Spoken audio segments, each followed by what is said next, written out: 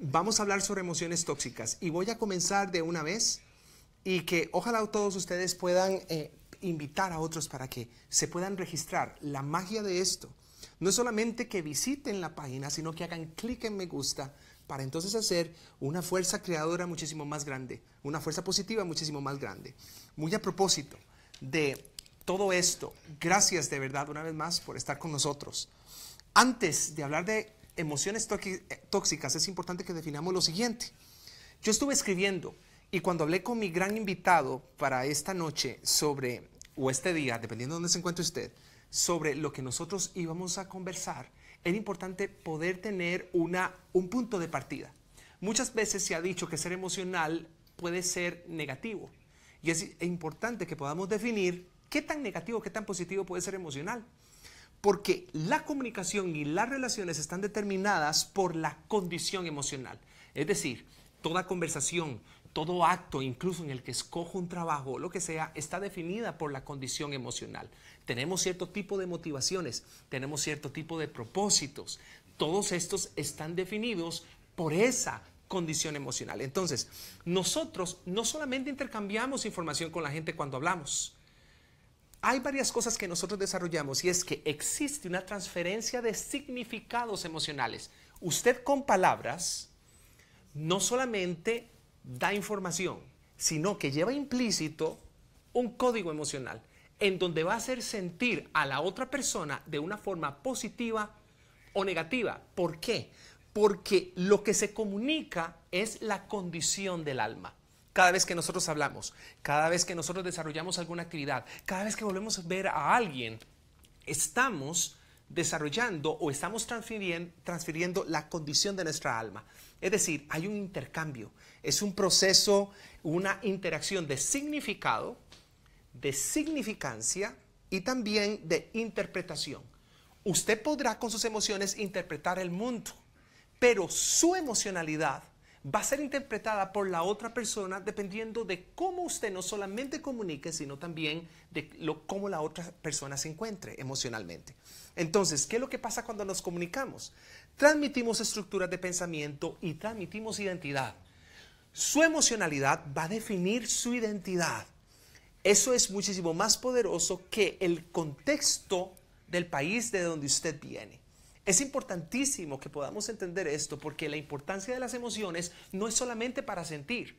Empezamos a generar una identidad en nosotros mismos porque toda emoción practicada se convierte en un hábito. Pero también generamos una identidad sobre las personas a las cuales dirigimos nuestra emocionalidad.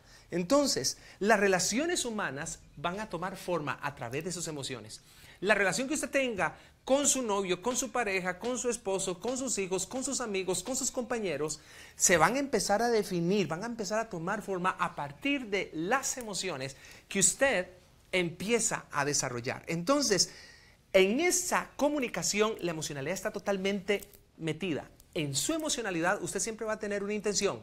En su emocionalidad, usted va a tener un objetivo, una motivación interna, incluso va a generar un impacto. Entonces, hay tres componentes para interpretar el entorno en el que usted se mueve y en el que yo me muevo.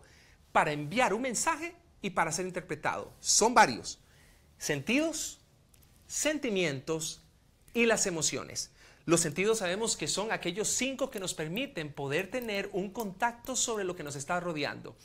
Los sentimientos son aquellas cosas que se generan en nosotros para crear una determinada actitud con respecto a lo que nos rodea. Pero las emociones son las que unen los sentimientos y los sentidos. Es lo que le da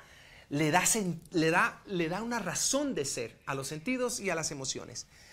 Sucede que todos estos tres componentes nos dan la información, la formación y la experimentación del mundo en donde usted se está encontrando. Entonces, estos son los que le van a dar las sensaciones del entorno, nos ayudan a interpretar, a recibir el mundo. A través de esto, nosotros es como lo interpretamos, no es con el intelecto, no es con la lógica, es con la emocionalidad.